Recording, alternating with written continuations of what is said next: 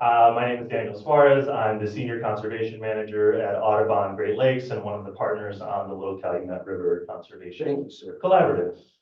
Today, Mr. Craig Zanstra from Lake County Parks and Mr. Paul Botts from the Wetlands Initiative will also be giving some remarks. And like Dan said, I'll be going over some of the stuff that we've been doing since the last time we spoke, but I want to leave time to talk about forward-looking, big picture things. So I will go through these my slides a little bit quickly, but of course, if you have any questions, please stop me and I'm happy to expand on anything. So I usually start with this map just to emphasize that the reason we are working where we are working has been led by a rigorous scientific process from scientists from the National Audubon Society that have helped us identify wetlands, not just in the Calumet region, but across the Great Lakes that can help us restore wetlands for the benefit not only of birds, but of the human communities near them. We've been monitoring birds now along the Little Calumet River for 7 years. And in that time, when we started, of the 11 focal species that we've been monitoring, all 11 species were in a significant decline. This is a trend that we've seen not only in the Calumet region, but across the United States. But the downward trend in the Calumet region has been steeper than it has in other places.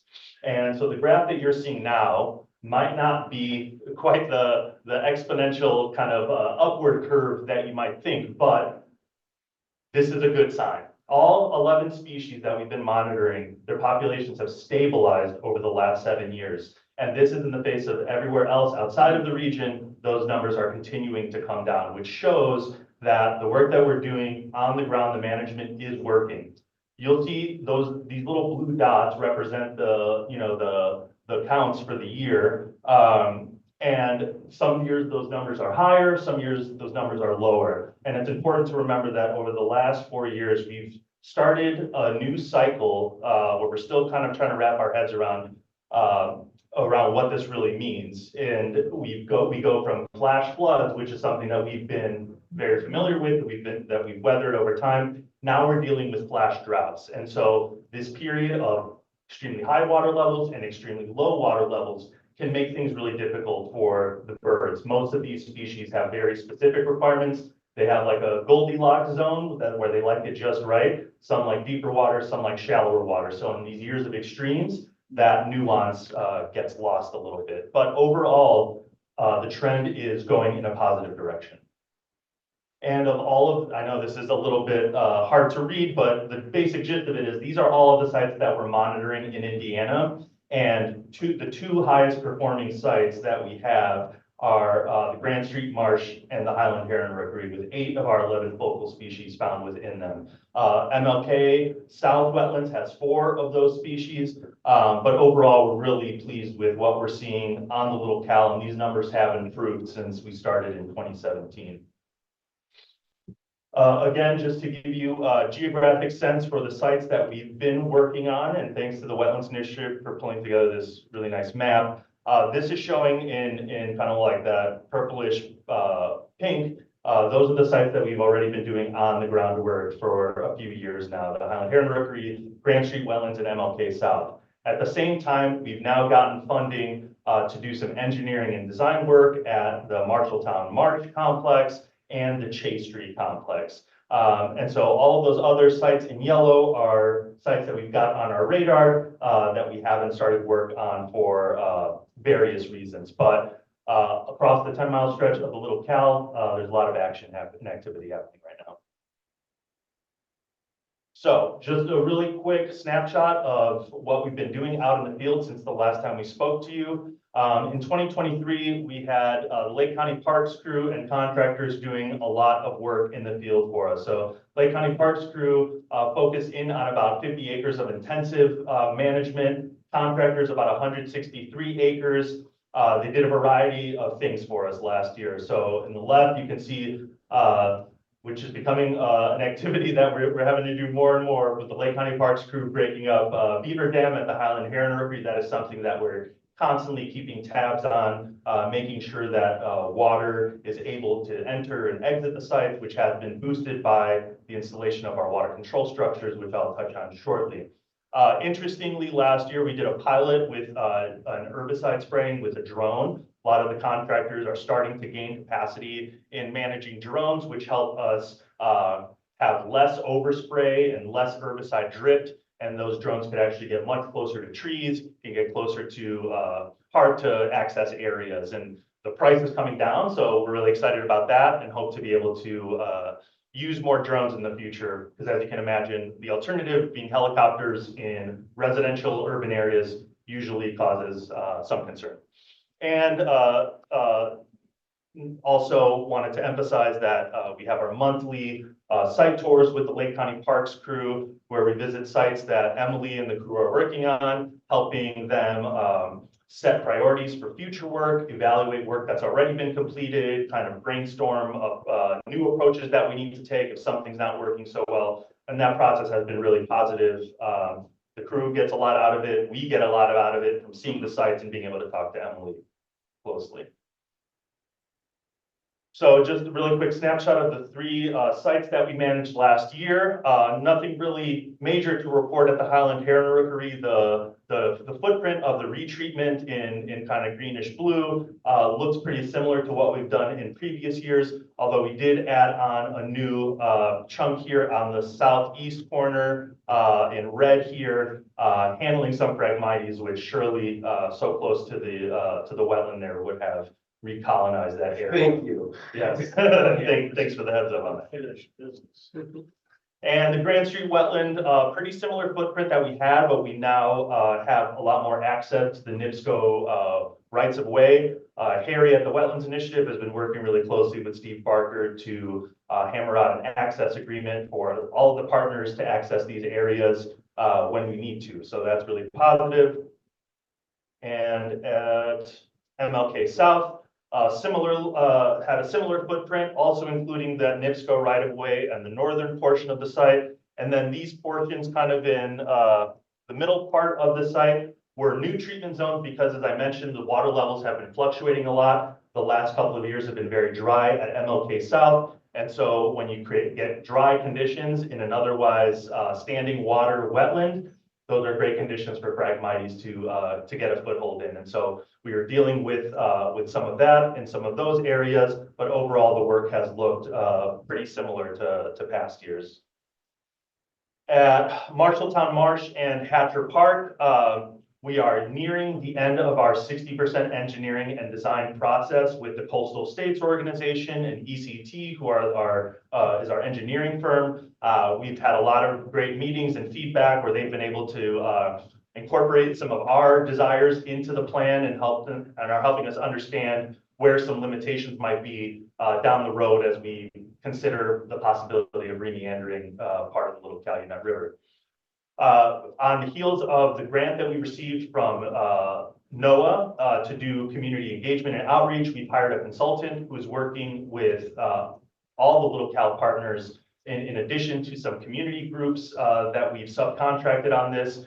We're hoping once we get that 60% engineering and design, we're going to work with this consultant to set up a series of events across Gary to get residents' feedback on the initial design, what they like about the design, what they don't like about the design, because we have to remember Marshalltown Marsh is connected to the 20-acre Hatcher Park, City of Gary Park. And at that property, we do have some opportunity to do some exciting things like create, more traditional park space that connects to Marshalltown Marsh, which has a distinctly more natural wilderness feel to it. Believe it or not, and this picture on the right kind of shows some of the beautiful woodland scenes at Marshalltown Marsh. It's actually been a pretty positive surprise to see what that looks like in the spring and summer. Last year, we did a lot of plug planting, native plug plantings in these wetlands that we've been spraying out the Phragmites. We're helping supplement the plant community and trying to gain a foothold so that Phragmites won't move back in. This spring, we're hoping to plant about 6,000 plugs. Harry's organized some great events at Grant Street with NiSource volunteers. And you can see they came out last year in 2023 to help us do some plug planting. At MLK South, we'll be doing some plug planting with IUN and Purdue's Honors College. And at Highland Heron Rookery, we're also organizing another planting event. NIPSCO, we just had a meeting with NIPSCO today. It sounds like they've got some extra funds where they'll be able to give us money for additional plugs and seeds to help supplement the work that we're already doing. In addition to the 6,000 plugs that volunteers will plant, a little over 5,000 will be planted by contractors in areas that are relatively difficult to access that we wouldn't want to unleash volunteers on. And in the fall, we're also planning some events and we'll be spreading some seed at some of these sites for the first time, which you don't want to introduce seed until you've got a good handle on the invasive. So that's a good benchmark for where we are in the process. And to date, we've planted 53 native plug species. Almost all of them wouldn't have been at those sites before.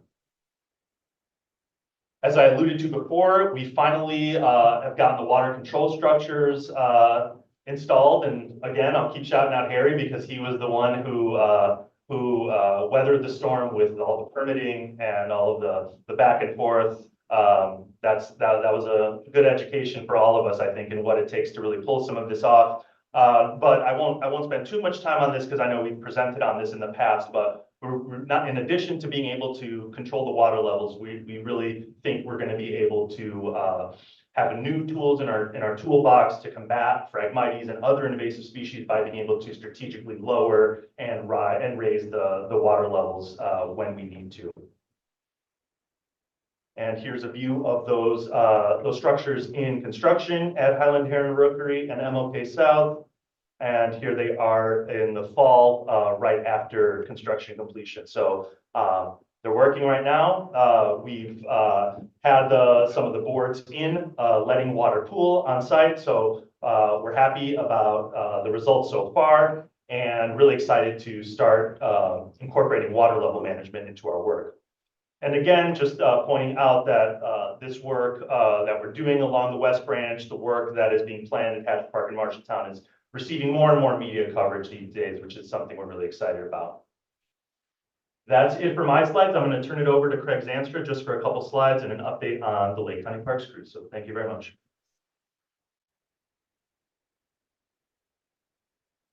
Thank you, Daniel. Yes, Craig Zanstra, Superintendent, Planning and Natural Resource Division, Lake County Parks. Yeah, we're looking forward to the next 2 years. We're going to have a change, though, the next 2 years for our crew leadership. Emily Glover will still be the crew leader for us. However, Nature Conservancy will be employing Emily for the next 2 years. The reason for that is since she's a contract employee with Lake County Parks, we can't give her health insurance and some of the benefits that other park employees enjoy. So Nature Conservancy is able to do that. They've been an integral part of our partnership since its inception. And so they've agreed to take her on for the next 2 years. Lake County Parks will, however, still employ Judah Lewis, who is a very good park tech for us and helping the crew out. And then we're also going to be looking to add to the crew 2 more full-time crew positions. With the new grant, we're hoping to pay additional. We're going to bump them up to $18 an hour. And that's helpful because we have another crew in the Grand Calumet River with another partnership with TNC and DNR. And those folks make about $17 an hour. And so being able to keep the rate per hour at a certain level is good because, as you know, with all kinds of jobs out there, the rate keeps going up, and to be able to compete with other jobs out there, we need to pay them to keep them. So that's what we're going to do. And then we're looking forward to making that crew a little bigger, and they'll be able to tackle more projects and to continue the maintenance needed on what was just presented.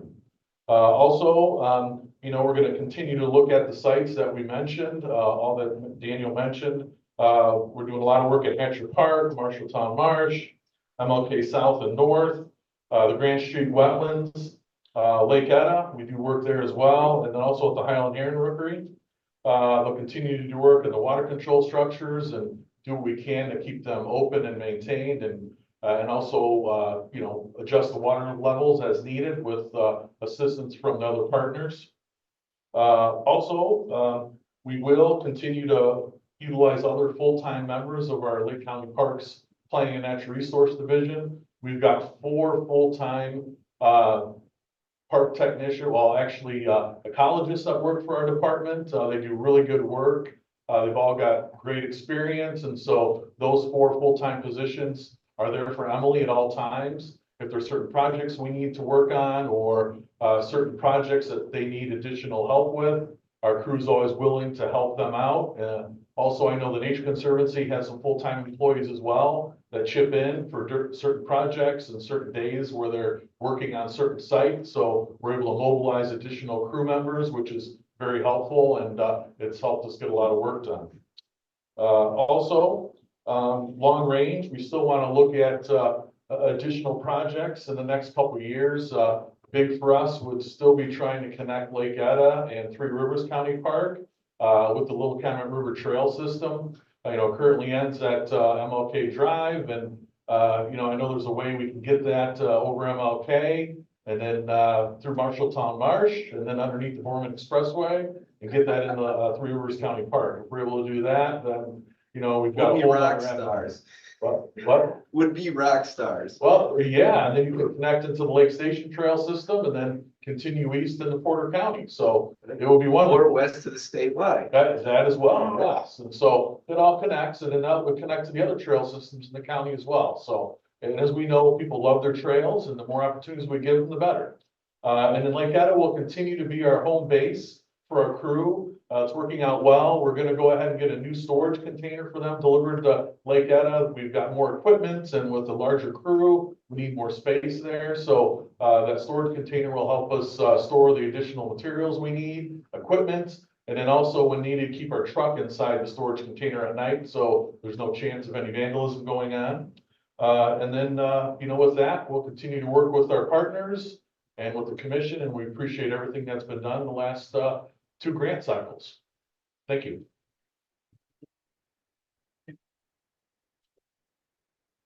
Thanks, Craig. I'm Paul Botts with Wetlands Initiative, and they have invited me to come up here and kind of put the I don't know, the topper on all this, and I'm gonna hope this button works. All right. So hopefully, you might remember having seen this slide before. You saw this slide the last time we did an update. And this was, as you see, grants applied for in 2023 and 24 for this project. And I'm going to show you what the results were and tell you a couple more things about how this project is gaining profile and attracting some really interesting and important attention from groups whose interest we're really applauding. So here, let's see what happened with all these grants. Now look at that one. Oh, look at that one. Look at, by the way, don't overlook the match. Those match figures are match not from this commission. Those are matched from partners and other funders, just to be clear. Oh yeah, we did pretty well there. And of course, that's the Development Commission there. And then NIPSCO, look at that. So now we have a total here of $1.4 million just since last summer that has been awarded and with match from various partners for this work. You've already heard some of what this money is going to go for. It's already going for as we stand here. Of course, the field work you heard about, but also the next stop. So you're talking about, we're getting close to 60% design and engineering at one big spot. One of these grants is going to take us to some design and engineering that obviously you all are going to be looking at and providing feedback on at the even larger Chase Street complex, which is what's shown on the slide there. And the community engagement work, the work with Hatcher Park is parts of a couple of these grants. It's all very exciting. I want to tell you a little story. So last October, in the course of the grant review process for these funders, we had out at the West Branch, I want to say Chase Street, if memory serves, but one of the major parts of this project, we were there for one of these, I believe it was the $399,000 one in the middle. So we had the entire grant committee. This is very unusual. It's a thing called the Chi-Cal Rivers Fund. And they've made a grant previously for this work. They helped start this work. And we actually raised the amount up. And we asked for 2 years. And they brought the entire grant committee. It's a public-private fund. So it is a bunch of private foundations, such as the Donnelly Foundation, I believe the Joyce Foundation, Crown Family Philanthropies, a couple others. Also, the ArcelorMittal was a major, did contribute. I'm not sure their status now, but they're one of the funders. and then matched by some public dollars, and then there's a public-private entity called NIFWIF, National Fish and Wildlife Foundation, that administers this stuff. And I know, Derek, you're very familiar with this process and this kind of grant. So they had the entire committee out there representing all those funders and the NIFWIF staffer, and they were incredibly impressed. And the NIFWIF staffer then stood and addressed the whole group and said that this is the most impressive and productive conservation collaborative that NIFWIF is dealing with in the entire Great Lakes region. And Can you say that again, please? she said, this is the NIFWIF staffer, she said that this is the most impressive and productive conservation collaborative that their organization is dealing with in the entire Great Lakes region. And they have a number of them. They have lots of these funds that they manage. So obviously we're thrilled by that. And we were more thrilled when they got back to us a month later and said, you got the grant. So I think I'm supposed to just leave this on the board. Daniel's going to tell me if I'm supposed to advance it, but I don't think I am. So here's the other thing I want to tell you guys. This is the closer. So this thing is attracting attention. You've seen the media attention. I know you've seen that as it's come, and might be some more of that coming in Chicago. I'm working on some of that personally, actually. We have a couple of things coming up this year where large groups of people in our field are going to come see this. So one of them, and they're both of them are conferences that where the conference part is happening on the campus of Purdue University Northwest in the southern part of Hammond, and a nice campus, very good meeting facility. First of those about a month from now, a month and change, and it's an international organization called the Society for Ecological Restoration. And the Great Lakes Midwest chapter of that organization, so 12 to 14 states, it's having their annual meeting here at Pacific University Northwest. There's a staff member of the Wetlands Initiative who is involved in the planning of that.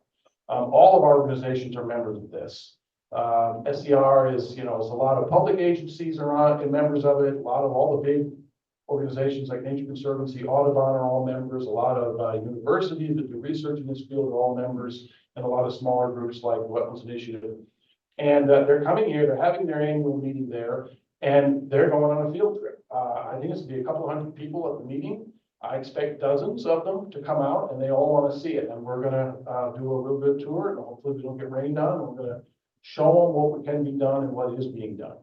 And then, now you may be familiar, you may have heard the term, there's a thing called Chicago Wilderness. It's now officially the Chicago Wilderness Alliance, and it is regional. It is Northeastern Illinois, Northwestern Indiana, a piece of Southwestern Michigan, a piece of Southeastern Wisconsin. It's existed for a couple of decades now. It is the collaborative in our field, our profession in that region. It's one of the best known such collaboratives actually in the world.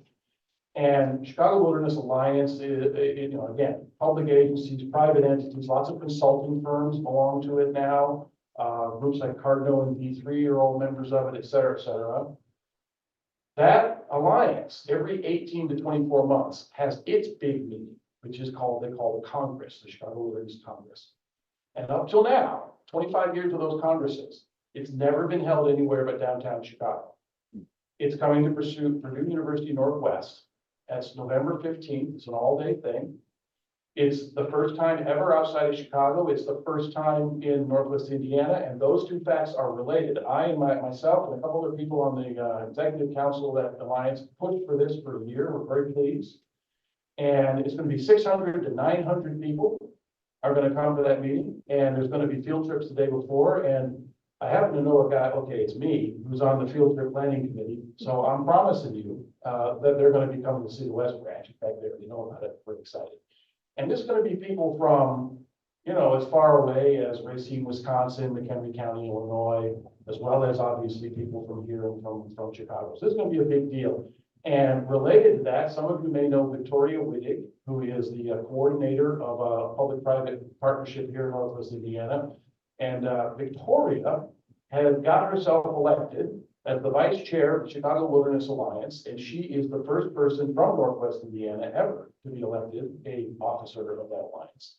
And I'm here to tell you all that this project, this isn't the only exciting project in Northwest Indiana or the Titan region, by no means, but this is in some ways the biggest, the most impressive, and the most exciting And we're not the only ones who feel that way. We got all these people telling us that. So, want to leave you with that. And, we are now, if there's time, Mr. Chairman, I believe we are, happy to answer questions about any of this. Sure. Thank you very much for the presentation. That was very informative. Any questions for these gentlemen? Mr. Chair, Yes, sir. Mr. Suarez was presenting. Can you go back to the first slide? I want to know what the first slide's data consisted of, where you had the graph at the beginning, Oh, the very first. Okay, yeah. all the way to the. This one, right? Yeah. So what this is describing is, the average on the y-axis, that's the average Calumet Marchford occupancy. So that is a figure of 0.3. Basically, you could think of it as like a percentage chance that particular of our 11 species will be present nesting at one of our sites. So you can kind of see like that in 2017, that was about 30%. So 30% chance likelihood that the species that we're monitoring are going to breed there. And that is informed by the actual counting of birds that we're doing. When we go out, we go out 3 times between May 1st and June 15th, once every 2 weeks at the crack of dawn, and we play back the calls of the 11 species and wait for them to respond. If we hear them, then we write back how many did we get. But we know in that time, there's also a lot that is not being counted as well in that kind of in-between time. So this figure kind of gives you an estimate for how much you should expect in a given year that these birds will be found at the site. There's a little bit of, it's not like an exact number per se. We're working to get more specific on how we're doing this monitoring. So we know 3 times over the course of 6 weeks, you're probably going to miss a lot. So we started doing a pilot where we're installing what we call autonomous recording units. They're basically just recorders that sit out in the wetland during the period of monitoring, and it's constantly listening. And it uses artificial intelligence to basically spit out for you, like, these are the species that are being recorded.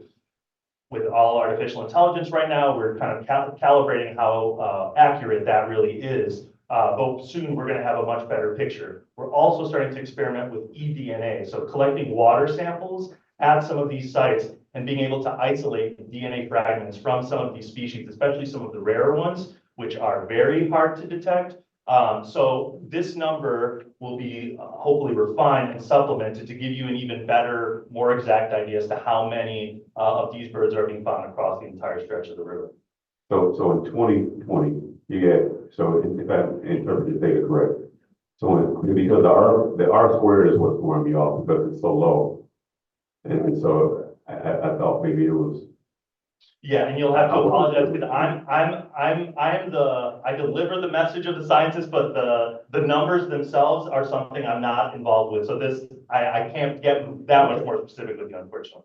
Okay, and because I thought the following slide after this one was perhaps where the slope or the previous slide came from, but that's not the case. Right, this is just 2023 monitoring figures, but I'd be happy to connect you with our. Yeah, I would like to really know more about the previous slide Yeah. and the compilation of those numbers. Yeah. And maybe even if they ran the y-intercept through 0 instead of having an 8.549, and what that number in R squared would actually be, I'd be kind of interested in Hey, that. Professor. Because I'm not really sure what the information is trying to convey. Sure. I will follow up with you on that. All right. Can I ask a question about the Phragmites, its operation that we're doing, specifically the rookery area? And are we 90% removed, 95% removed? It Do you is, see it coming back? yeah, I mean, how's that all work? Can we go back to that slide that shows the new area as well? And then how many years have we been doing those particular sites? I mean, have we been doing that for the full 7 years now? no, on the ground management started in 2020 and 2021, so we're 3 to 4 years in the process. Anyone that is doing this work will tell you, and I know we've probably told you too, it's a multi-year process. So in a given year, you know, when we're working with contractors, certain contractors will give you a guarantee on removal of particular species. So with Phragmites, some contractors will say, we guarantee we'll get rid of 95% of it in a given year. Even if they get 100%, they have to remember it's not just what's growing above ground, but it's underground, those buried roots, even a tiny fragment can regrow into a new plant. So we're dealing with kind of Phragmites seeds and roots that have been building up in the soil for decades and decades, and it's going to take a little bit of time for that to express itself. That's why we're really excited about these water control structures, because as we're anticipating, like in the previous years when we had really low water levels, if we know that there are drought conditions coming, we can close those water control structures up, keep the sites wet so that Phragmites doesn't try to find a way back in. And then similarly too, if we can keep those structures closed for, you know, an extended period, we can go in there and Phragmites that's growing above the water line. We can actually, there's new technology that's coming out where we can actually go and there's like underwater mowers that we can mow underwater, and that effectively, you don't have to herbicide that Phragmites. That's just the water's kind of just drowning it out, so to speak. So we're just adding that tool to our toolkit. So we're gonna have to see how that goes, but definitely, Harry, the next time we come, we can show you kind of the outline of those polygons treatment year by year. And you can see that over time, those polygons are shrinking in size. Not totally gone yet, but it's trending in the right direction. I mean, it sure looks like, I don't see a lot of it out there anymore. Yeah. I mean, before it was just overgrown and overgrown. Yeah, and it's something that we're gonna have to be vigilant on in perpetuity. Because all it takes is a bird with a bit of the root fragment stuck in its talons to drop it over a site, and there it goes again. Well, that's right, Daniel, but also don't overlook, you know, we saw the references to the planting of the wetlands plugs, the native plants. They have to fight through the decades of accumulation and density below ground and so forth. You fight through that, you're beating it back, you gain the control to flood it when you need to, burn it. We burned it at MLK South, you know. But now you get to the right point, you start putting the wetlands plugs back in, the native plants, give them a shot, get them going. And now you actually finally have competition that helps keep the Phragmites from getting itself reestablished. So that's the other part of the picture. So you get off it, you gradually get yourself off this sort of constant treadmill. It can sometimes feel like, there's no question about it, but it's intensive up front. Get it to a certain point of health, get the natives established. You're gonna be in a way better spot at all the sites. And the last thing to mention, again, it was in the slide presentation, but I gotta emphasize the importance of how closely we're now working with NiSource on that right of way. Because you've got to be able to do that. Otherwise, you've just got new vectors. You've got new places for. Same with NDOT. Same with NDOT. Yeah, So- right. All that stuff. Well, I appreciate that. And I have a question while I have this slide up. It says Marsh is being evaluated. So where the Highland Rookery is, everything west of there, so specifically at Kennedy Avenue, let's put a marketing hat on. That's where the Convention and Visitor Authority are. That's where people come and congregate. There's a lot of density right there. It's also a Phragmite farm. So Mr. Repay, I'm sure, has communicated to all individuals having to do with this particular collaborative how important it is to start moving west. You don't even have a picture of everything going to the state line. That's where all the people live. I appreciate what we're doing as far as the wildlife and working in these open areas. But as you get to Kennedy Avenue and move to the west, that is where the density, that's where all the bike riders are. That's where the walkers are. That's where the people come and spend their money. So it would be nice if we could somehow elevate that as a part of our project to be able to incorporate that as a part of this initiative. That's very well taken. And I will say it from our point of view, from the very first meetings of our organizations and our great friends at Nature Conservancy Indiana, who were kind of our native guides on the ground, we're talking 2016, 2017, when we first met you all. I remember our first rental car ride with Bill driving around and looking at it. What it all looked like hell at that point. But It was hell. from the get-go, this picture that you're seeing on this slide right now has always been our aspiration and vision. We're not in the cherry pick business, none of us. We're in the corridor business, so. And we have a That's corridor, exactly it goes all the way to the state I know. line, that's all I'm saying, Paul. So, you know, we have to have some of that, you know, start to make its way towards where a lot of other monies and a lot of people that are gonna come to all of those conferences that you're mentioning are gonna be spending the night. That's right. And they're gonna be looking out the window, guess what they see? That's That's right. No, that's what we're right there with you. We would. Right, that's not a very good marketing thing. You got a Phragmites program that's out there and they look out the window and they see Phragmites. I just wanted to put that out. Not for the Society of Ecological Restoration. But we've been having that conversation for a while, so, please reassess. Okay. Anything else, please, gentlemen? Just one last thing, Mr. Chair. Yes, Professor. I'm just glad to see, in the, Hatcher Park, Martin Luther King area, because I'm like Bill, I want more economic development in across the region, but, you know, I'm partial to the area. So hopefully, with the ongoing projects that are there in that particular area, hopefully that's something foreseeable in the future. So I think we have a meeting coming up and also we had a great with the new mayor. Yeah. Let's talk about that. Yep, just this past Saturday, we participated in an Earth Day Planet Palooza event with Brown Faces Green Spaces. Really great on the ground grassroots organization trying to connect people to nature. And new Mayor Melton was there in attendance, and he went around to all the partners' tables and we gave him a lot of information about Hatcher Park and Marshalltown. And, you know, we talked to him for just a couple minutes, but he wanted us to schedule a meeting with his staff, with him, so that he could learn more about this and figure out ways that he can help drive participation in the surveys, but also hopefully to help like think about the funding piece of this, the implementation piece, which is coming down the pipeline. Once we complete engineering and design, we've gotten funding from the feds, and a lot of the time, the process that they want to see is that they're funding, giving you the money for the engineering and design. They want to see the process through implementation as well. So while we don't have any guarantees on accessing those funds, that's certainly a good indication from the feds, and to have Mayor Melton supportive of the projects would definitely be helpful as well. Thank you. Outstanding. Thank you very much. Thank you for having me.